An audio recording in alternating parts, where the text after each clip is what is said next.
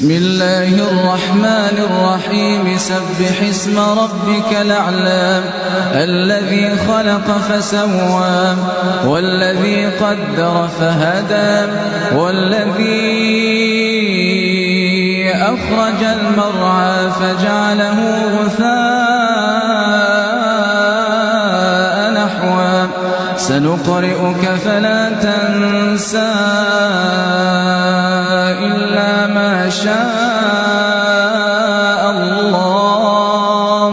إنه يعلم الجهر وما يخفى